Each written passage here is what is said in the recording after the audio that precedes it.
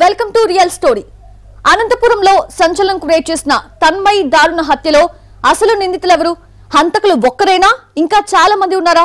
ఎవరి నిర్లక్ష్యం తన్మయి అనే అమ్మాయికి శాపంగా మారింది? ఇదే ఇవాల్టి రియల్ స్టోరీ. లోకం తెలీదు, సమాజం అర్థం కాలేదు, కనిపించే ముఖం వెనుక అసలు ముసుగు వేరే ఉందని బోధపడలేదు. నమ్మింది, మోసపోయింది, చివరికి ప్రాణం పోయింది. తన్మయి హత్య కేసులో అసలేం జరిగింది? ఎవడు మంచివాడో, ఎవడు ముంచేవాడో, ఎవడు లవరో, ఎవరు కిల్లరో, కలికాలం ప్రేమలు, దొంగ ప్రేమలు, కపట ప్రేమలు, ఆల్రెడీ ఒకరిని ప్రేమిస్తూనే మరొకరికి కన్ను గీటే చీటింగ్ ప్రేమలు, పెళ్ళామున్నా మరొక అమ్మాయిని మాయమాటలతో వంచే వంచన ప్రేమలు, ఆస్తి కోసం ఒకరిని, అందం కోసం మరొకరిని, మోహం కోసం ఒకరిని, పెళ్లి కోసం ఇంకొకరిని, గాలి ఎటు మళ్ళితే అటే తుళ్ళిపడే మనసులేని ప్రేమలు, చంపేసే రాక్షస ప్రేమలు. అలా ఒకడి పాపపు పంజాకు నేలరాలిపోయింది తన్మయి అనే ఒక అమ్మాయి. రాబందుల రాజ్యంలో క్రూర మృగాల కారాడవిలో బతకలేక కాదు, నువ్వు బతకడానికి వీల్లేదన్న ఒక కరకు నెత్తుటి శాసనం చేస్తే అదృశ్యమైపోయింది. మానవుల్లో దానవులు ఉంటారని, భయానక జంతువు కూడా ఒక మనిషిలానే ఉంటుందని ఎరగని అమాయకురాలు ఆడపిల్ల. పైన ఆకాశం, కింద నేల, చుట్టూ చెట్లు పక్షులు అన్నీ చూస్తుండగానే ఒక అసహాయ తన్మయి ఒక దానవుని దారుణానికి బలయ్యింది. అది అనంతపురం జిల్లాలోని కూడేరు మండల పరిధిలో ఉన్న గొట్కూరు పొలాల్లో భరించలేని దుర్వాసన వచ్చింది. అటుగా వెళ్లిన వారు కొంత దూరం వెళ్లి చూడగా ఏదో శవం కనిపించింది. వారు భయంతో స్థానిక కూడేరు పోలీసులకు ఫిర్యాదు చేశారు. వెంటనే పోలీసులు అక్కడికి చేరుకుని మృతదేహాన్ని పరిశీలించారు. ఎవరో ఒక యువతి శవంగా పోలీసులు నిర్ధారించారు. ఎవరో బలంగా దాడి చేయడం వలన చనిపోయి ఉండొచ్చని భావించారు. వెంటనే జిల్లాలో ఉన్న మిస్సింగ్ కేసుల్ని పరిశీలించారు. అందులో ఒక బాలిక ఆనవాళ్లతో మ్యాచ్ అయింది. వెంటనే తల్లిదండ్రుల్ని పిలిపించి మృతదేహాన్ని చూపించారు. దీంతో వారు అక్కడికక్కడే కుప్పకూలిపోయారు. తమ కూతురేనంటూ బోరున విలపించారు. అసలు ఇక్కడ మృతదేహంగా పడి ఉన్న బాలిక ఎవరు? ఈ ప్రాంతానికి ఎలా వచ్చింది? ఎవరు ఈ యువతిని చంపారు? ఈ ఘాతుకం ఆంధ్రప్రదేశ్లో ఎందుకింత కలకలం సృష్టించిందో తెలియాలంటే కొన్ని రోజుల వర్తమాన పేజీలో తిరగయ్యాలి. అది అనంతపురం నగరంలోని టీవీ టవర్ సమీపంలోని రామకృష్ణ కాలనీ. అక్కడ సాధారణ మధ్యతరగతి కుటుంబానికి చెందిన లక్ష్మీపతి కుటుంబం ఉంటోంది. అతని కుమార్తె తన్మయి ఇంటర్ చదివింది. ఇంటి దగ్గర సరదాగా తిరుగుతూ కనిపించేది. ఈ క్రమంలో ఈ నెల 3న రాత్రి సుమారు 9 గంటల సమయంలో కడుపు నొప్పిగా ఉందని కూల్ డ్రింక్ తెచ్చుకుంటానని ఇంటి నుంచి బయటకు వెళ్ళింది. అలా వెళ్లిన తన్మయి ఇంటికి తిరిగి రాలేదు. తల్లిదండ్రులు రాత్రంతా వెతికారు. బంధువులు స్నేహితుల ఇళ్ల దగ్గర అన్వేషించారు. ఇక ఎక్కడా ఆమె ఆచూకీ లేకపోవడంతో మరుసటి రోజు అంటే 4న 1 టౌన్ పోలీస్ స్టేషన్కి వెళ్లి ఫిర్యాదు చేశారు. లక్ష్మీపతి ఇచ్చిన ఫిర్యాదు మేరకు పోలీస్ స్టేషన్లో మిస్సింగ్ కేసు నమోదు చేశారు. తన్మయి ఎక్కడికి వెళ్లి ఉంటుంది, ఎవరితో వెళ్లి ఉంటుందనే అంశాల మీద కొన్ని అనుమానాలు వ్యక్తం చేశారు. అందులో ఒక యువకుడి గురించి ప్రత్యేకంగా చెప్పారు. దీంతో విచారణలో భాగంగా సాక్షులను, అనుమానితులను విచారించారు పోలీసులు. కానీ వారంతా తమకు తెలియదంటూ చెప్పారు.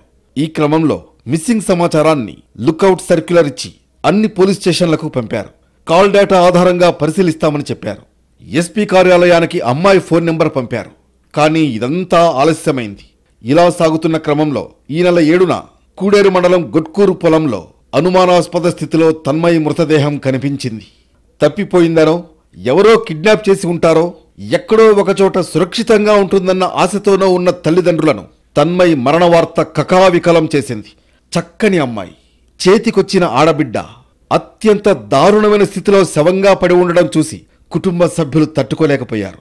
తల్లిదండ్రులు, బంధువుల రోదనలతో ప్రభుత్వాసుపత్రులని పోస్టుమార్టం పరిసరాలు దద్దరిల్లాయి. కూడేరు పోలీస్ స్టేషన్లో అనుమానాస్పద మృతి కేసు నమోదు చేసి పోలీసులు దర్యాప్తు మొదలుపెట్టారు. అనంతపురం 1 టౌన్ పోలీస్ స్టేషన్ నుంచి మొత్తం సమాచారాన్ని సేకరించారు.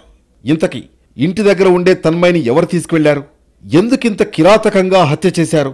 తన్మయిని ఎవరు చంపారు? దీని వెనక ఉన్నదెవరన్న ప్రశ్నలు రాష్ట్రమంతా ప్రకంపనలు రేపాయి. ఇంతలో తన్మయి హత్య రాష్ట్రంలో కలకలం రేపింది.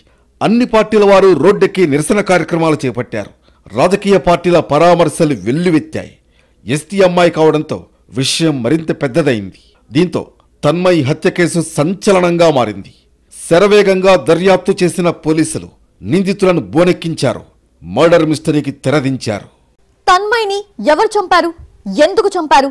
తన్మయ్ మర్డర్ మిస్టరీ ఎలా విడింది? అసలు ఆ హంతకుడెవరు? తన్మయ్ని చంపింది ఇతనే. పేరు నరేష్. తన్మయ్ కుటుంబ సభ్యుల అనుమానమే నిజమైంది. తమ గారాల కూతుర్ని హత్య చేసింది నరేష్ అని తేలింది. అనంతపురం నగరంలోని 6వ రోడ్డుకు చెందిన నరేషే ఈ హత్య చేసినట్లు పోలీసులు కూడా నిర్ధారించారు.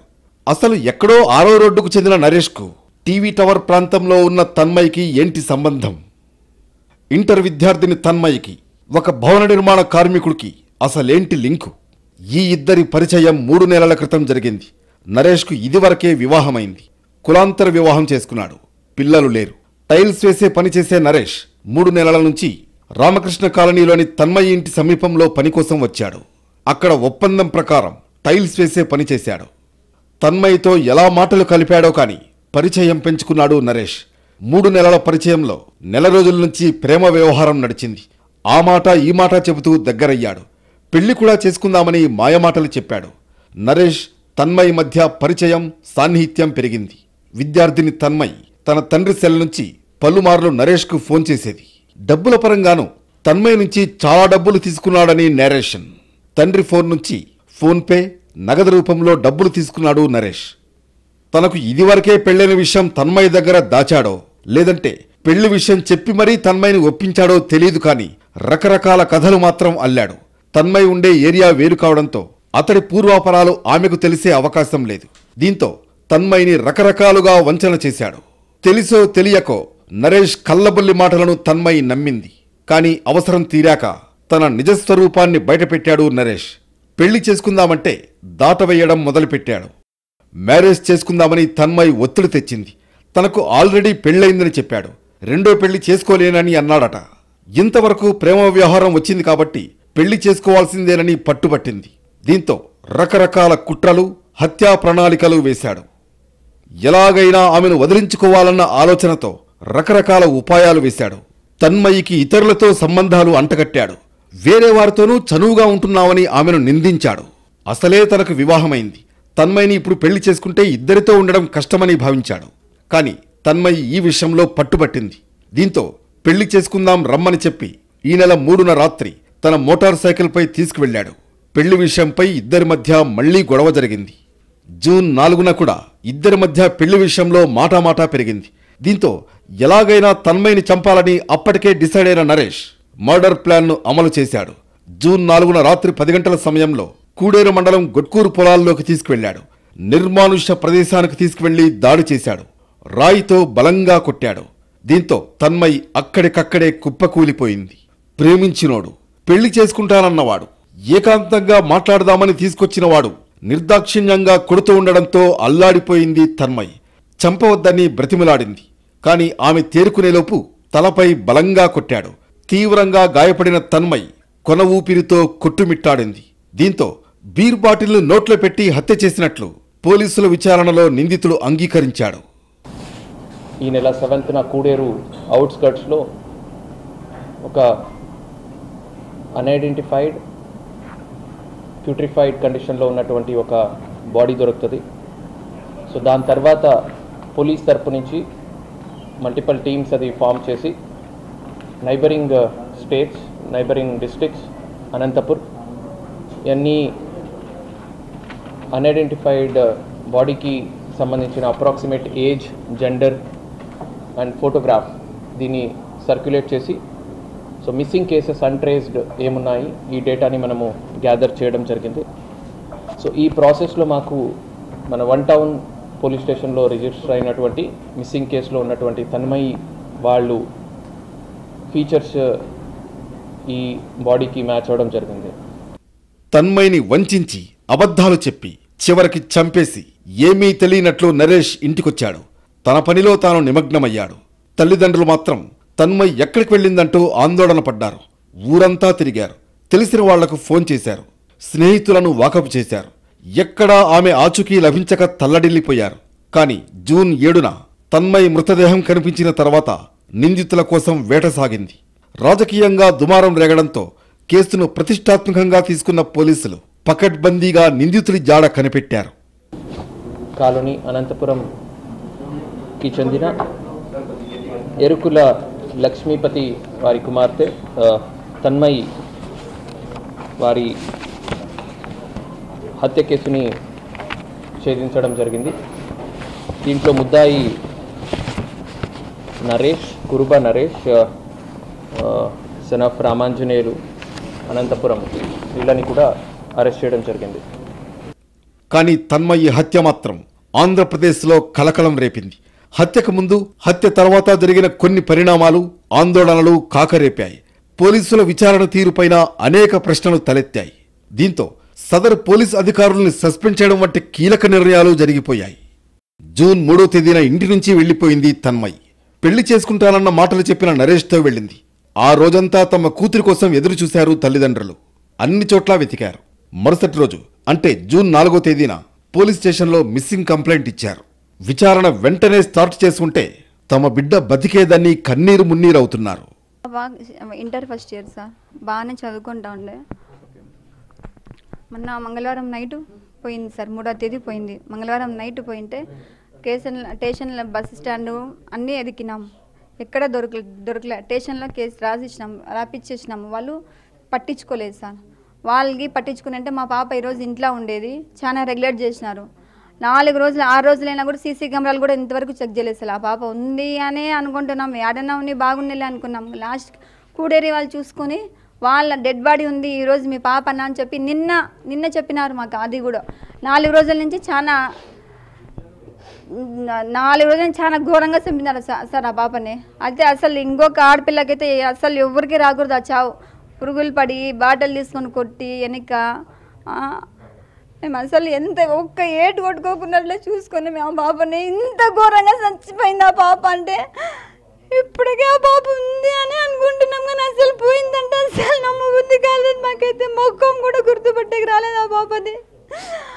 ఆ పాప నా అనిపిస్తుంది. అసలు అంత ఘోరంగా చంపినారు ఆ పాపని. వానికి శిక్ష చేయండి సార్, వాడైతే బతుకూడదు, లేదంటే మేమే చచ్చిపోతాం అందరూ. ఇప్పుడు మాకు ఉండేది ఒక పాప మీద నమ్మకం పెట్టుకుంటే ఇంకా ఆ పాప కూడా వెళ్ళిపోతే మేము ఏం చేయలేం. ఇంకా అంత ఘోరంగా. తన్మయికి ఎంతో భవిష్యత్తు ఉంది, డాక్టర్ కావాలనుకుంది. అయితే తల్లిదండ్రులు మాత్రం ఎంపీసీ తీసుకుని సాఫ్ట్వేర్ ఇంజనీర్ కావాలని చెప్పడంతో వారి మాట ప్రకారం ఎంపీసీ తీసుకుని చదువుకుంది. ఒక్కగానొక్క కుమార్తె ఇక లేదన్న విషయాన్ని తల్లిదండ్రులు జీర్ణించుకోలేకపోతున్నారు. వల్లనే చాలా కోరిక ఉండే సార్ ఆ పాపకి, డాక్టర్ వల్లనే కోరిక ఉండే. వద్దు బాబా డాక్టర్ అని చెప్పి మేము చెప్పినాం, ఎంపీసీ తీసుకోమా, సాఫ్ట్వేర్ చేస్తావు కదా బాగుంటుంది అని చెప్పింది. దానిలో ఎంపీసీ తీసుకున్నా పాస్ అయింది సార్, ఫెయిల్ కూడా కాలేదు, ఒక సబ్జెక్ట్ పోయింది అంతే. ఆటికి చెప్పినాం చదువుకుంటావా అంటే ఇప్పుడు కాలేజ్ ఫీజు కట్టాలా కదమ్మా, పోతానులే అని చెప్పుకునే ఉంది సార్. లాస్ట్కి వారం ముందు నుంచి ఆ పాపతో మాట్లాడుకుని ఎదురింటి పాప వాడు పాలిష్ బండకి టైల్స్ నరేష్ టైల్స్ బండకి పనికి వచ్చి ఆ పాప ఉంది, ఆ సెక్యూరిటీ వాచ్మెన్, బిల్డింగ్ వాచ్మెన్ వాళ్ళ ఇంటికి పోయి ఆ పాప ఫోన్ ఇచ్చి ఈ పాప మాట్లాడి మన అలవాటు చేపించి ఇంత ఘోరంగా చంపాలి సార్. ఆ పాప చిన్న పాప ఎంత ఏం చేసింది సార్ వానికి. ఆ పాప కట్టే పనికి వస్తూ ఉండే ఆ పాపని పిలుచుకోకుండా ముందే 4 days ముందే వాడు పనికి రాలేదంట. 4 days ముందే పనికి రాకుండా పని మానేసుకున్నాడు. తర్వాత ఆ పాపను వచ్చి నమ్మించి బాగా చూసుకుంటానని చెప్పి ఆ పాపతో చెప్పినాడంట. ఈ పాప ఆపతో చెప్పింది బాగా చూసుకుంటానులే, నీకు అంత ఇబ్బంది ఉంటే వచ్చేయని చెప్పి అంత నమ్మించి పిలుచుకొని పోయి ఆ పాపని అంత ఘోరంగా చంపిందంట. ఆ పాప ఏం చేసింది, ఆ పాపని ప్లాన్ చేసే తీసుకుపోయినాడు సార్ వాడు. ప్లానింగ్ అయితే కంపల్సరీగా ఉంది. ఆ పాప వేసుకుంటే బంగారం అంతా పీక్కున్నాడు. బంగారం మాకు అవసరంలే, ఆ పాప ఒకటి ఇంటికి వచ్చింటే చాలు కదా అనుకుంటున్నాం మేమైతే. అన్నీ పోయినాయి, పాప పోయింది, ఇంకా పాపనే చంపినాడు. ఇంకా మాకు ఏముంది, ఆ పాప ఒకటే మాకు న్యాయం చేయాలి, మాకు ఇంకేముంది సార్. పకడ్బందీ ప్రణాళిక ప్రకారమే తమ కూతురును చంపాడని ఆరోపిస్తున్నారు తల్లిదండ్రులు. 4 రోజులు పనికి సెలవు పెట్టడం అందులో భాగమేనంటున్నారు. తమ కూతురును చంపడంతో పాటు ఒంటి మీద ఉన్న బంగారాన్ని తీసుకున్నాడని చెబుతున్నారు. గుర్తుపట్టడానికి వీల్లేకుండా హత్య చేశాడని ఆవేదన వ్యక్తం చేస్తున్నారు. తర్వాత అబ్బాయిని పిల్లంపిస్తా మేము డౌట్ నుంచి నంబర్ ఇచ్చినాం, ఈ అబ్బాయి పిలుచుకుపోయేదని. నంబర్ ఇచ్చిన తర్వాత ఆ అబ్బాయిని పిల్లంపిస్తా ఉన్నారు, పంపిస్తాను. ఏ సార్ అంటే మా అబ్బాయి పైన డౌట్ లేదంటున్నారు, కానీ అబ్బాయి సార్ పిలుచుకుపోయి చంపిండేది. మేము ఎరుగులో అని ఇంత చిన్న చూపు సార్ అందరికీ. అందువల్ల మాకు న్యాయం చేయాలని మేము కూర్చున్నాం సార్. మేము కూడేరు పోలీసు వాళ్ళు ఇచ్చినా సార్ మాకు. ఈ పోలీసు వాళ్ళు ఏం పట్టించుకోరు సార్, 1 town పోలీసు ఏం పట్టించుకోరు సార్. కూడేరు పోలీసు వాళ్ళు మాకు బాడీ ఇచ్చిన సార్. మా బాబా అందరూ ఈ ఫస్ట్ వీళ్ళు 1 town పోలీసులు పట్టించుకుంటే మా బాబాని మాకు దొరికేది సార్. మకం చూసే కన్నా దొరికేది మాకు. లాస్ట్కి అంతా అయిపోయిన తర్వాత పోలీసు వచ్చింది. ఏం చేస్తారు సార్ తీసుకొని? 4 రోజులు గడిచినా తన్మయ్ జాడ కనిపెట్టలేకపోయారు పోలీసులు. చివరకు ఏదైతే వినకూడదని అనుకున్నారో అలాంటి వార్తనే విని పేరెంట్స్ తల్లడిల్లిపోయారు. జూన్ 7న రాత్రి కూడేరు మండలం గుట్కూరు సమీపంలో హైవే పక్కన ముళ్ల పొదల్లో తమ కుమార్తె శవమై కనిపించడాన్ని జీర్ణించుకోలేకపోయారు. మొత్తం ఇన్వెస్టిగేషన్లో పోలీసుల నిర్లక్ష్యం ఉందని ఎస్పీనే అంగీకరించారు. అందుకు సంబంధించి 1 టౌన్ ఇన్స్పెక్టర్ను సస్పెండ్ చేశామన్నారు. సో బట్ ఎనీవేస్ ఇంకొద్దిగా మంచిగా చేసి ఉండింటే బెటర్గా ఉంటుంది. So and maybe we could have averted the issue అనేది ఉంది కాబట్టి పోలీస్ నెగ్లిజెన్స్ అంటే సో ఇన్స్పెక్టర్ని మీద యాక్షన్ తీసుకోవడం జరిగింది, సస్పెండ్ చేయడం జరిగింది. తన్మయ్ అమాయకత్వమే ఆసరాగా నరేష్ మోసం చేశాడని స్పష్టంగా అర్థమవుతోంది. అమ్మాయితో సాన్నిహిత్యం పెంచుకుని డబ్బులు కూడా రాబట్టాడు. చివరకు నగలు కూడా దోచుకుని దారుణాతి దారుణంగా చంపాడు. ఆల్రెడీ పెళ్లైనా చీటింగ్ చేశాడు. ఆమెను ఒక ఆటబొమ్మగా చూశాడు. ఏటీఎంలా వాడుకున్నాడు. ఏది ఏమైనా పెళ్లి చేసుకోమంటే చీదరించాడు. చివరికి వదిలించుకోవడానికి ప్రాణమే తీశాడు. నరేష్కి ఈ అమ్మాయికి గత 3 నెలల నుంచి పరిచయం ఉన్నప్పటికీ లాస్ట్ 1 మంత్ నుంచి అది ప్రేమగా మారింది. అండ్ లాస్ట్ 1 మంత్ నుంచి కూడా ఆమె ఈ అబ్బాయిని పెళ్లి చేసుకుందాము అని ఇద్దరు కూడా కాన్వర్సేషన్ కూడా చేసుకుంటారు. అయితే నరేష్ ఆల్రెడీ లాస్ట్ 4 years నుంచి married. So Naresh already married ఉన్నాడు కాబట్టి నాకు ఇంకొక పెళ్ళి అయితే ఇద్దరితో నేను ఉండలేను, ఇంకొక పెళ్ళి నేను చేసుకోలేను అని ఆమెతో చాలాసార్లు కన్విన్స్ చేయడానికి గొడవ పడ్డము ఇవన్నీ కూడా జరుగుతాయి. సో సబ్సీక్వెంట్గా ఆమె ఒప్పుకోలేని పరిస్థితుల్లో ఆమెని పెళ్లి చేసుకుందామని చెప్పి ఇతను జతలో తీసుకెళ్ళి కూడేరు అవుట్స్కర్ట్స్లో వాళ్ళు యూజువల్గా రెగ్యులర్గా విజిట్ చేసే స్పాటే కాబట్టి అక్కడికి తీసుకెళ్ళి ఒక రాయి తీసుకొని తల మీద కొట్టి ఆమెని మర్డర్ చేయడం జరుగుతుంది. తన్మయ్ మొత్తం వ్యవహారంలో అర్థమయ్యేదేంటంటే ఈ కలికాలంలో అమ్మాయిలు జాగ్రత్తగా ఉండాలి. నరరూప రాక్షసులు మంచోళ్ల ముసిగేసుకుని తిరుగుతున్నారు. మోసగాళ్ల వలలో పడకుండా కేర్ఫుల్గా ఉండాలి. తల్లిదండ్రులు మరింత జాగ్రత్తగా ఉండాలని తన్మయ్ ఉదంతం చెబుతోంది. 3 నెలలుగా తమ కూతురు ఎవరితో మాట్లాడుతోంది, ఎందుకు మాట్లాడుతోందో కనిపెట్టి ఉంటే నరేష్ అనే నరరూప రాక్షసులు బారి నుంచి తప్పించేవారేమో. కానీ అలాంటివేం ఉండవులే అని అనుకున్నారు. చివరికి ఈ కిరాతకుడు తన్మయ్ని కాటేశాడు. అంతేకాదు నరేష్ చేసిన ఈ పని అతడి కుటుంబాన్ని కూడా వెంటాడుతోంది. నరేష్ ఆస్తులన్నీ అటాచ్ చేయడంతో పాటు ఆ కుటుంబానికి సంక్షేమ పథకాలన్నీ రద్దు చేయాలని జిల్లా పోలీసులు ప్రభుత్వానికి సిఫారసు చేశారు. మొత్తానికి ఎంతో భవిష్యత్తున్న ఒక ఆడపిల్ల ఒక మోసగాడి వేటుకు బలయ్యింది. తమ భద్రత విషయంలో జాగ్రత్తగా ఉండాలని అమ్మాయిలను ఈ ఘటన హెచ్చరిస్తోంది. అటు కల్లబుల్లి కబుర్లతో వంచిన నరేష్ను కఠినంగా శిక్షించాలన్న డిమాండ్లు ప్రతిధ్వనిస్తున్నాయి.